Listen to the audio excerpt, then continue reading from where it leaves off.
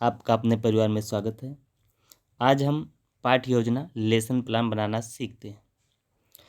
विज्ञान विषय विज्ञान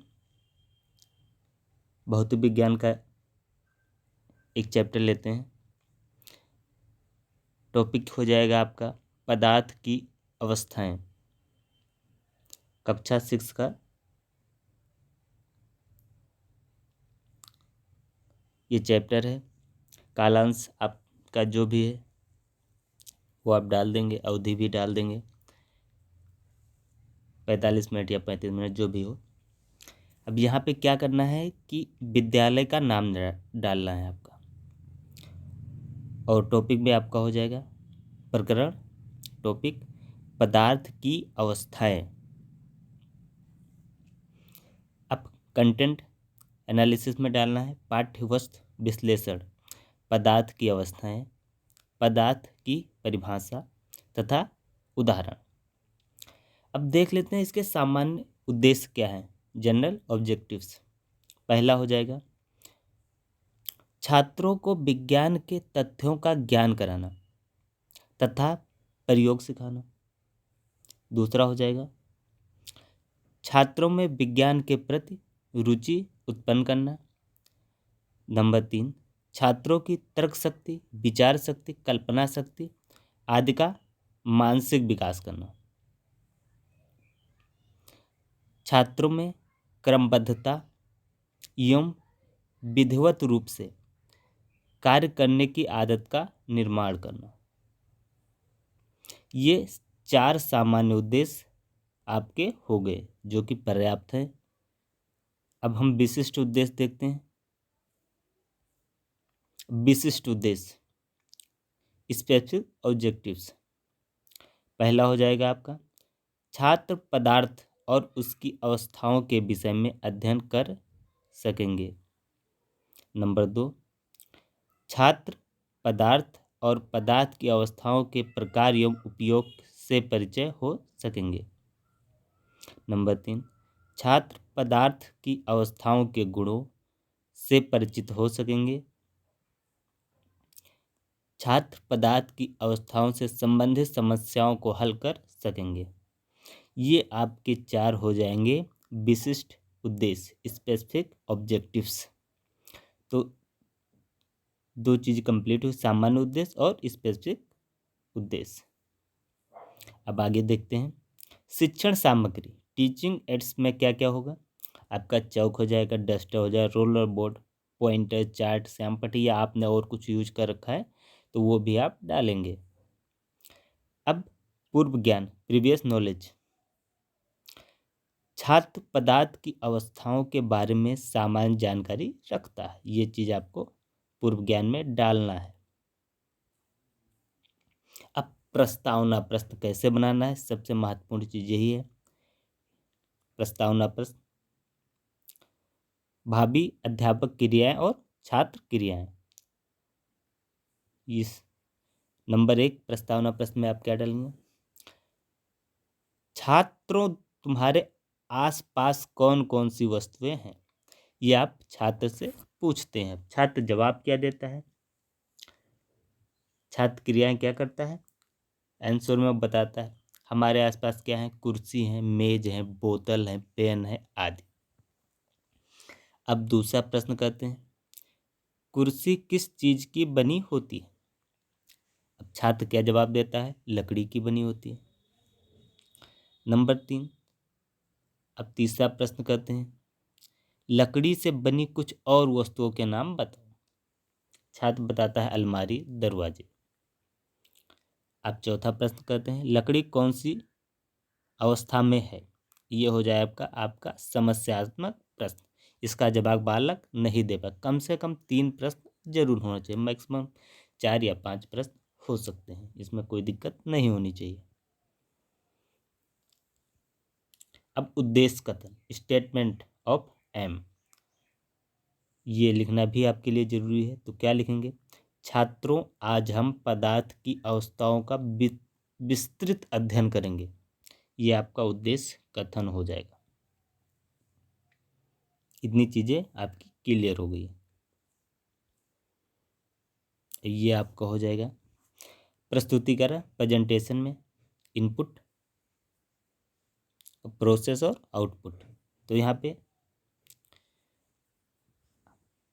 शिक्षण बिंदु, टीचिंग पॉइंट, अपेक्षित व्यवहारात्मक उद्देश्य क्या हो जाएगा, भावी अध्यापक क्रियाएं, छात्र क्रियाएं और मेथड और मूल्यांकन। तो ये चीज़ें आपको डालनी है।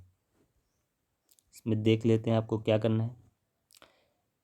टीचिंग पॉइंट्स नंबर 1 क्या डालेंगे, पदार्थ की अवस्थाएं।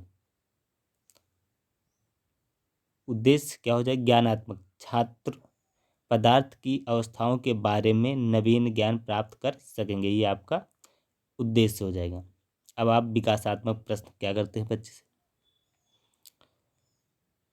विकासात्मक प्रश्न, पदार्थ की कितनी अवस्थाएं होती हैं, छात्र जवाब देता है 3।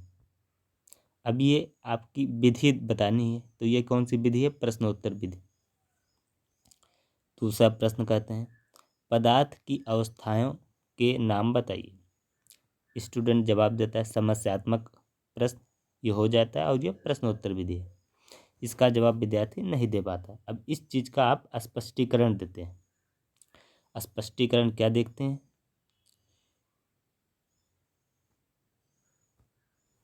इसको आप क्लियरली यहाँ से देख सकते हैं।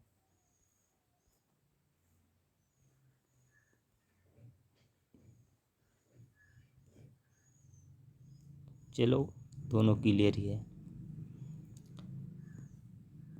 स्पष्टीकरण देखते हैं, पदार्थ की 3 अवस्थाएं होती हैं, पहली ठोस अवस्था, फिर द्रव अवस्था और फिर गैस अवस्था। यह आप स्पष्टीकरण देते हैं। ठोस अवस्था के बारे में आप बताते हैं, पदार्थ की वह अवस्था जिसमें पदार्थ का आकार, आयतन निश्चित होता है, ठोस अवस्था कहलाती है। उदाहरण बताते हैं आप, लकड़ी हो गई, लोहा, पत्थर, कुर्सी आदि। अब द्रव अवस्था के बारे में बताते हैं। द्रव अवस्था क्या है, पदार्थ की वो अवस्था जिसमें उसका आयतन तो निश्चित होता है परंतु आकार अनिश्चित होता है। अब ये सारे प्रश्न करते हैं तो छात्र क्या करता है, तो यहाँ पे डालना है छात्र ध्यानपूर्वक सुनेंगे तथा समझेंगे। ये आपकी छात्र क्रियाओं में आपका पड़ेगा। और विधि में व्याख्यान विधि से आप एक्सप्लेन कर रहे हैं, विधि पड़ेगी आपकी व्याख्यान विधि। ठीक है, अब अगला हम देख लेते हैं।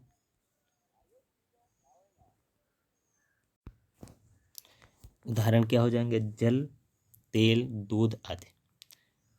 द्रव में बहने का गुण होता है, इसलिए वे जिस पात्र में रखे जाते हैं उसी का आकार ग्रहण कर लेते हैं।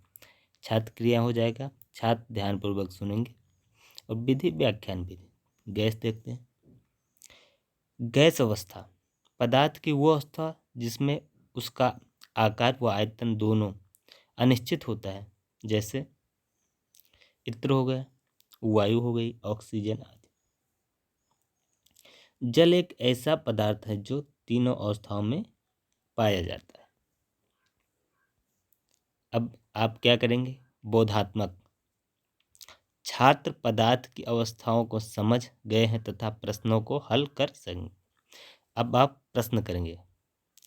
पहला प्रश्न, द्रव अवस्था में क्या अनिश्चित होता है, तो आकार अनिश्चित होता है।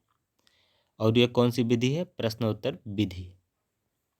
नंबर दूसरा प्रश्न करेंगे आप, गैस अवस्था में क्या क्या अनिश्चित होता है, आकार तथा आयतन। विधि कौन सी है, प्रश्नोत्तर विधि।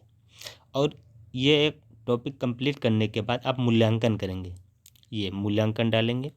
मूल्यांकन में आप प्रश्न करेंगे छात्रों से, गैस अवस्था किसे कहते हैं।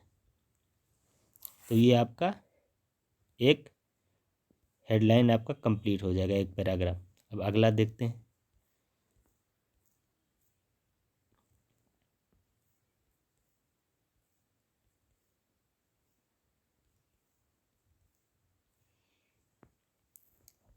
अब आज का हो जाए वो कंप्लीट होगा। आप देखते हैं शिक्षण बिंदु,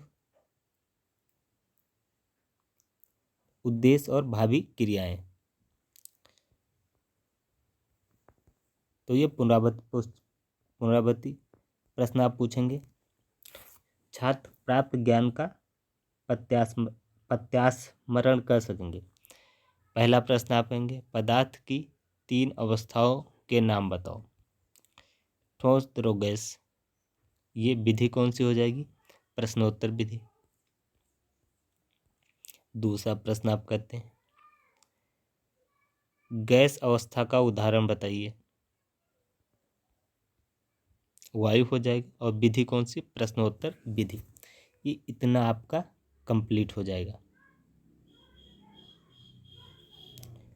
अब आपको लिखना क्या है? श्यामपट्ट सारांश। श्यामपट्ट सारांश लिखना है आपको। ये देखिए श्यामपट्ट सारांश। इसमें क्या क्या पड़ेगा आपका? विषय पड़ जाएगा विज्ञान, कालांश डालना है, प्रकरण पदार्थ की अवस्थाएं, और जो भी इम्पोर्टेंट चीज़ें आपने बताई हैं वो चीज़ें यहाँ पे आपको डालनी है। पदार्थ की 3 अवस्थाएं होती हैं, ठोस, द्रव, गैस। जल एक ऐसी पदार्थ है जो तीनों अवस्थाओं में पाया जाता है। ये चीज़ हो गई आपकी श्यामपट्ट सारांश। अब आपको क्या करना है कि मूल्यांकन के लिए कुछ प्रश्न पूछने हैं। तो पहला प्रश्न हो जाएगा आपका गैस अवस्था किसे कहते हैं।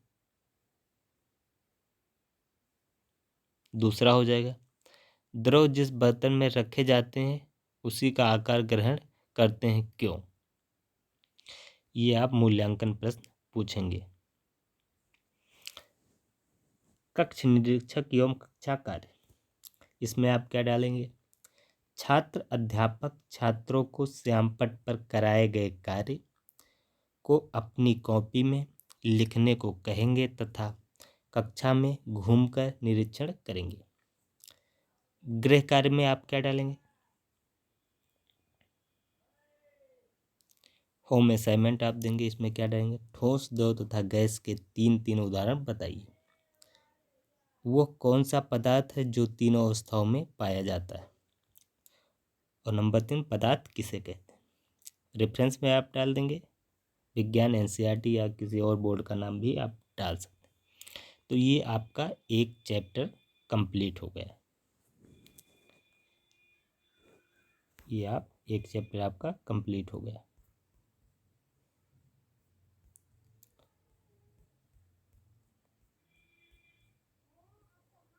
इसमें कोई दिक्कत होती है तो आप कमेंट करके बताइएगा। यदि आपको इसकी पीडीएफ चाहिए या किसी और सब्जेक्ट का किसी भी टॉपिक का आपको कुछ मैटर चाहिए तो आप कमेंट करके ज़रूर बताइए। धन्यवाद।